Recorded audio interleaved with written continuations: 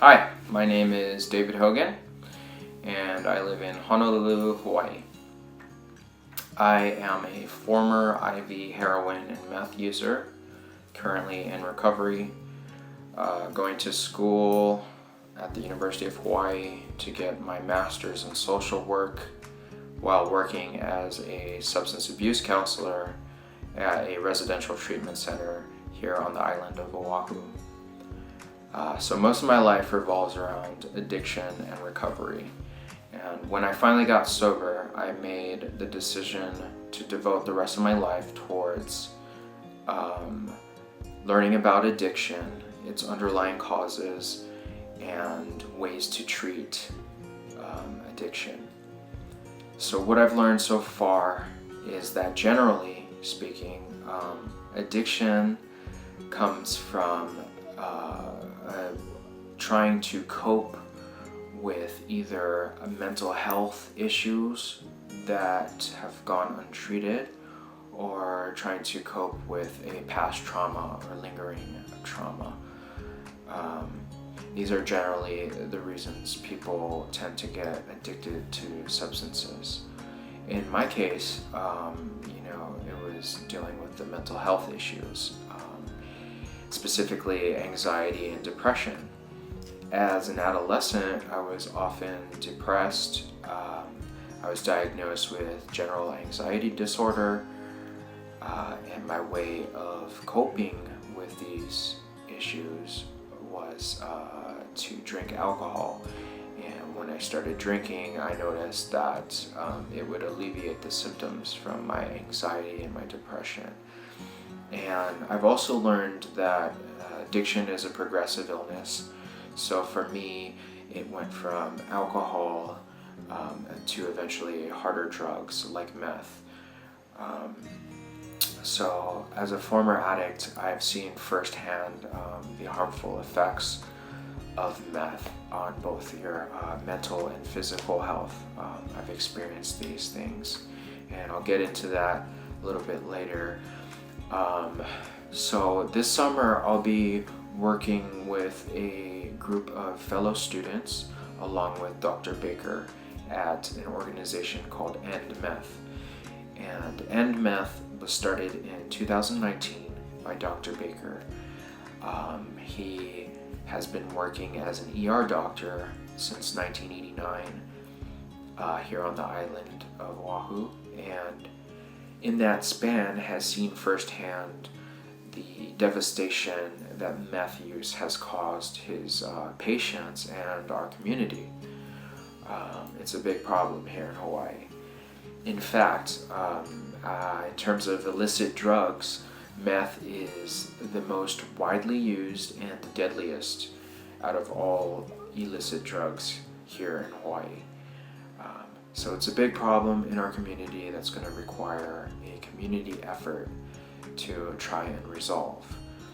So at End Meth, we think the best approach to trying to stop the problem from growing is to focus on prevention. And prevention starts with education and spreading awareness. So hopefully me sharing my experience will help to educate and spread awareness on the issue of meth use using my past experiences. I also wanted to make this video because I think it's important to try and reduce the stigma that exists when talking about issues such as mental health or substance use issues. It's really unfortunate that a stigma exists because it prevents people from seeking help or talking about their issues because they're worried about being judged or condemned. A lot of times people are addicted to substances because they feel alienated or alone, and so stigma only increases these feelings of alienation and loneliness.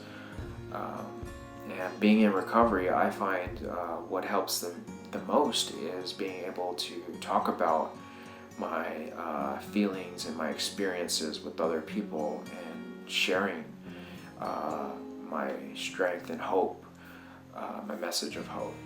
So I'm a huge proponent of fighting stigma, especially when it comes to mental health issues and substance use, because addicts need love, compassion, and support more than they need to be ostracized from communities.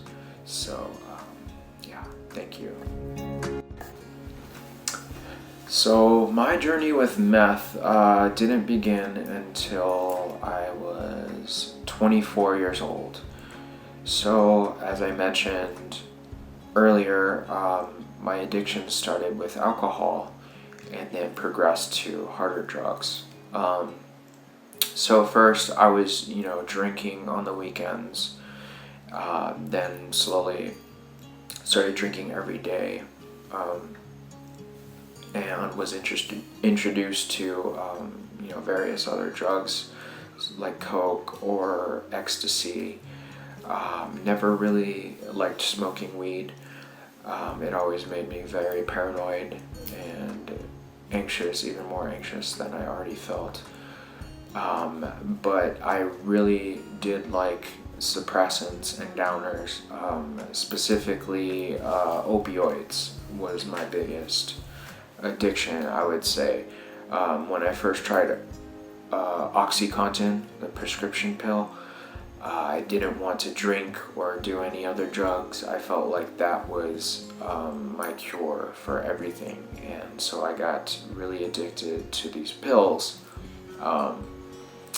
And eventually, when it became harder to get these pills because the government caught on that doctors were over-prescribing these narcotics, and basically, what started the opioid epidemic that is currently plaguing our nation. So doctors weren't allowed to prescribe as many pills, and it became harder to find on the island, and when you did find them, they were outrageously expensive. So a lot of people that were addicted to pills, opiates at this time, myself included, switched to heroin, which was a lot cheaper and a lot more available at the time. And heroin was one of the drugs that I always told myself I would never touch, and I ended up getting addicted to it. When you're in addiction, you end up crossing lines and boundaries that you make for yourself, and because your inhibitions are lowered, and you stop caring about certain things, and that's what ended up happening with me. So I started first smoking heroin, and then eventually injecting heroin, which was another thing I told myself I would never do, is use needles, but I ended up doing that. And so in that lifestyle, of injecting heroin, I ended up hanging around people that, were using meth, smoking meth as well, at different trap houses or apartments where people, where there was free drug use everywhere. And so I got introduced to meth, and again, similarly with heroin, I always told myself I wouldn't ever touch meth, but ended up starting to smoke it at first, and then eventually, mixing it with heroin and injecting both at the same time. And when I first did that, I got hooked on that feeling, mixing both of those, the combination. And as soon as I started doing that, my life was already pretty unmanageable at this point, but as soon as I started doing both of those, it got very unmanageable very quickly.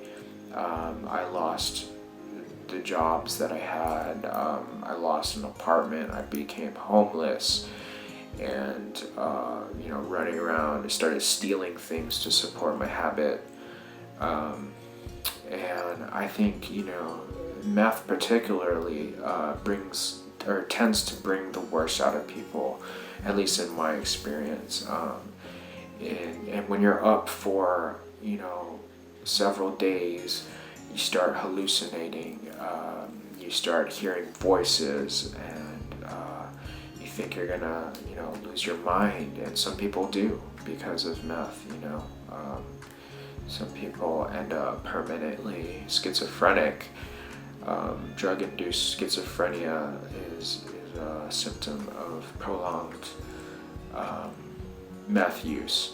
So I definitely experienced that to an extent, and thankfully I didn't totally lose my mind. But I ended up homeless, and I ruined a lot of relationships, and my health got worse and worse. Meth eventually took my soul and almost took my life. So I think the biggest human impact of meth is that it totally destroys lives. It made me homeless and turned me into a criminal to support my habit. Whereas before, I wouldn't steal or do things like that, and it turned me into like a deviant person, and just like a very selfish person, somebody only concerned about getting high. I didn't care about other people. Like I mentioned, I ruined all kinds of relationships, whether they're romantic or platonic, or even friendships, and the relationships with my family was ruined. They had to cut me off, which hurt a lot, but I totally understood. And so that is the biggest impact, I think, is what it does to you and your family and friends and loved ones. It turns somebody into a shell of themselves, and somebody without a soul or a conscience.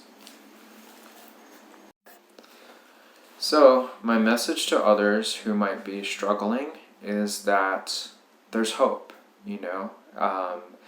and there's tons of resources to get help and treatment if that's what you want.